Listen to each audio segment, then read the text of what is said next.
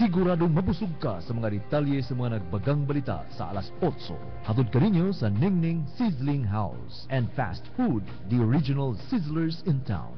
Pilawi ang ilang mga lamiang mga putahe ug ang mga short orders. Ang Ningning Sizzling House and Fast Food na kini mahimutang sa Aglipay Street ni atong dakbayan sa Bays. Bukas alas 7 sa buntag hangtod na sa alas 9 sa gabi. Gidumala ni Ma'am Sheila Abersaldo.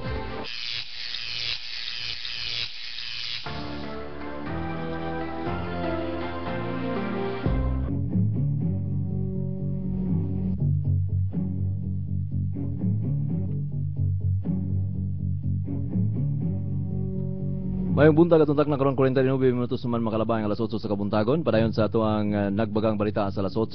Adlaw karon nga Lunes bitsa 20 sa bulan sa Pebrero tuig 2012 ug ang iyang tigbalita Aldwin Grabador. Alang sa ato ang balitang lokal, ang direktor sa Philippine Institute of Volcanology and Seismology or PHIVOLCS nga si Renato Solidom ni pahimangno kini mahitungod sa posibleng adunay mahitabong mga landslides sa lalawigan sa Negros Oriental. Matud pa niini nga dungan sa pag-ulan og mga aftershocks posible nga makamugna kini og mga landslides. Gihatag og ni Solidom ang iyang mga pamahimangno ngadto sa mga otoridad sa lalawigan sa Negros Oriental human gikataho nga adunay low pressure area sa milabay nga Huwebes. Si Gihulngan City Mayor Ernesto Reyes una nang namahayag nga adunay 29 ka mga katawhan sa iyang lokalidad ang manahigagom sa landslide. Sila Libertad Mayor Lawrence Lim Kai Chong Jr. Sab manamahayag nga adunay gibalabad ang 40 ka mga katawhan ang nalubong nga buhi sa nahitabong landslide sa iyang lokalidad. Base talaan sa PHIVOLCS, sukad pa niadtong alas 8 sa buntag sa milabayng Biyernes adunay 1,714 ka mga aftershocks nga natala human sa nahitabo nga linog niadtong Pebrero 6. Matud pa ni Solidom nga ang mga aftershocks natural lang nga mahitabo human sa usa ka linog tungod kini sa gikatawag nga geologic adjustment sa ilalom sa yuta ug kini nagkahinay na sa pagkakaron apan posible paghihapon nga mumugna og mga landslides. Sa laing bahin sa itong balitang lokal, ang mga kasundaluhan magpabilin paghihapon sa nakastandby sa La Libertad o Gihulngan City alang sa pagpangandam sa posibleng mahitabo. Kini ang ipamahayag ni Colonel Francisco Patrimonio sa 32nd Infantry Brigade. Bisan pa man sa nahitabong pagpahibalo nga hunungon na ang search and retrieval operations alang sa mga natabunan sa landslide, ang mga Army engineers mupadayon paghihapon sa paghimo og road clearing operations padulong sa barangay Hinakpan.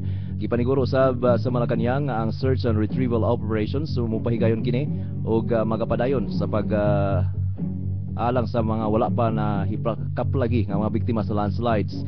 Si Deputy Spokesperson Abigail Valte nagkanayon nga usa ka grupo gikan sa Metropolitan Manila Development Authority or MMDA ang mupadayon sa search and retrieval operations sa mga apektadong lugar.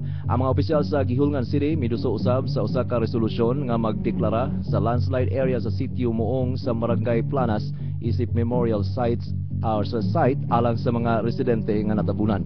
Si Benito Ramos, Executive Officer sa National Defense Risk Reduction and Management Council, ang kasamtangang administrador sa Office of Civil Defense, miangkon nga mahuman ang duha ka simana sa pagpangita sa mga nangawala nga residente.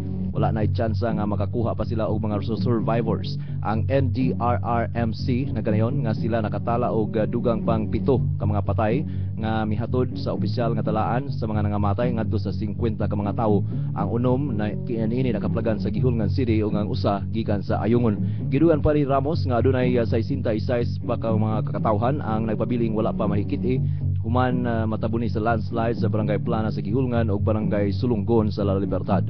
Samtang sa habig sa mga army, wala sila'y natala ang mga aktibidad sa mga rebelde sa mga landslide areas, kung diin ang internal security operations sa kasundaluhan temporaryo kining gisuspinde aron matagan og prioridad ang search and retrieval operations. Ang 32nd Infantry Brigade ug 79th Infantry Battalion mihimo kini og tabang alang sa transportasyon og og sa manpower alang sa paghakot sa mga high energy biscuits nga gidonate sa United Nations World Food Program inabagan sa Provincial Disaster Risk Reduction Management Council ngadto sa mga apektadong lugar.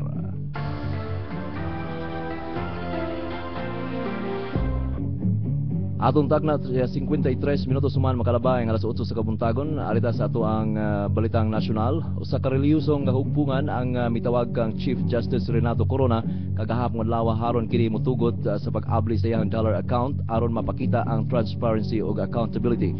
Sa usa ka pamahayag, ang Association of Major Religious Superiors of the Philippines or AMRSP mipadayag sa ilahang pagkadismaya sa gipagawas sa Korte Suprema nga Temporary Restraining Order or TRO nga mibabag sa Senado isip na nagserbing impeachment court sa paghupot sa dollar account ni Corona. Ang AMRSP nagkadayon nga ang impeachment trial isip usa ka politikal nga proseso nga moprotekta sa integridad, transparency ug accountability sa usa ka demokratikanhong pagagamahanan. Kinahanglan nga irespeto kini sa Chief Justice. Ang dollar accounts ug uban pang mga bank deposits ni Corona unta mamahimo kining parte sa mga ebidensya sa second article of impeachment complaint badok sa Chief Justice.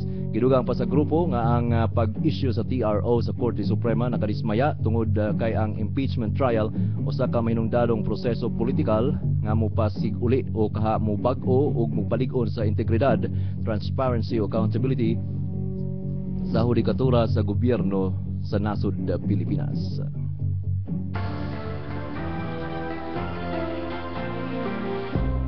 Sa katubusang bahin sa atong balita sa balitang national, nabalaka ang Professional Regulatory Commission or PRC sa kalidad sa nursing education sa nasod. Mahuman mamatikdi ang pag-us-us sa passing rates sa nakalabay nga nursing board examination. Matod pa sa PRC, mas mi baba ang 33.92% passing rate ni adtong December 2011 kung ikumpara kini sa 35.25% ni adtong Disyembre 2010 sa gitawag isip lowest in history matod pa sa Commission on Higher Education or CHED. Mukabat lamang sa 22,760 ang mipasar sa 67,995 nga mikuha sa examination ni atong Disyembre. Gibasol sa mga otoridad ang mubo nga kalidad sa mga nursing schools sa pagbaba sa percentage sa mga nakapasar. Kadaghanan sab sa mga nakapasar mupaingon kini sa dalan sa unemployment tungod kay nakasinati na ang nasod og oversupply of nurses. Padayon paghihapon nga gipanawagan sa labor officials sa mga labor officials sa nasod nga dili na mokuha og kursong nursing ang mga magsugod pa sa kolehiyo. Matod niadtong 2004 gideklara sa CHED ang moratorium sa pag-abli sa mga bag-ong nursing schools tungod sa pagbagsak sa kalidad sa oversupply sa mga nurses. Apan sukuhay inini daghan paghihapon mga bag-ong nursing schools ang nag-abli tungod usab sa matud pa political pressures ug napugos ang CHED nga maghinay-hinay na lang sa pagpatuman sa maong moratorium. Atong takna 56 minutos man makalabay ang alas 8, 4 minutos sa di pa mabot alas 9. Ito mga public service announcements in the news. Alang sa tanang Bai City High School Alumni Batch 1976 and Founders Day Parade giisrog kini ngadto sa Pebrero 24 tuig 2012 alas 8 ang takna sa buntag sumala sa nasabutan sa mga officials sa Batch 76. Kita mo tambong niini sa maong kasulugan ug ato ang uniform t-shirt gray ang kolor ato pa iprinta sa ka Santos sa Maderita. Naghinaot kami nga ubay-ubay ang mo-attend dining maong parade sa Bai City High School Alumni Batch 1976. Nagparadyo natin ini Susana Carito ug Heidi Alipio. Ay may public service announcement.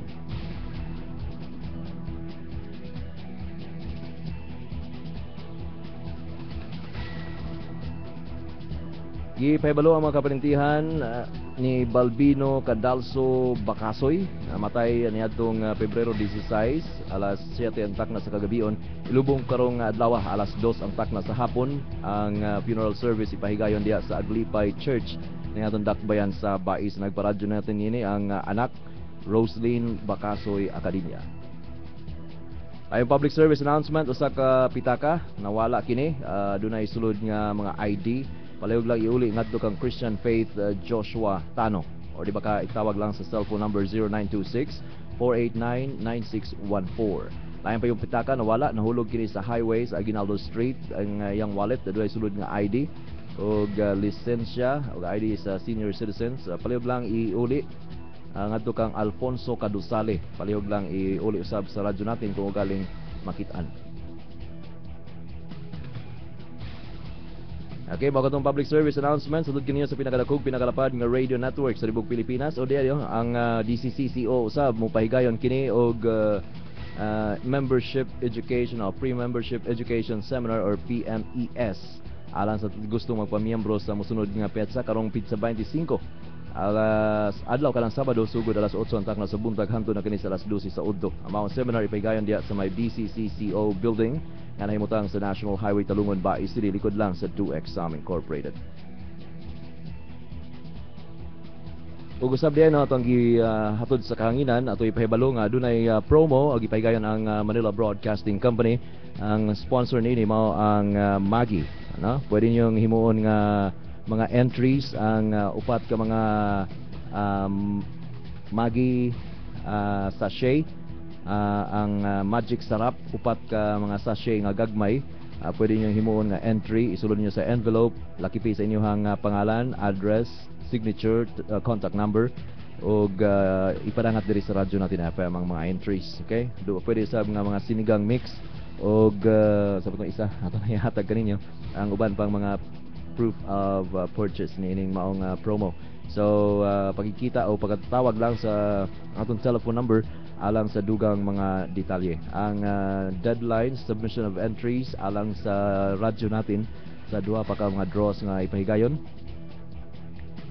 ato ipahibalo lang unya sa kahanginan. Okay, atong takna karon untop alas 9. Mao kadto ato ang 8 o'clock news ang nagbagang balita sa alas 8 hatod kini sa Manila Broadcasting Company ug radyo natin FM alang sa MBC News and Information. Kini higala Aldwin Clavoronan. Salamat ug mayong buntag. Aniya na sa Dumaguete.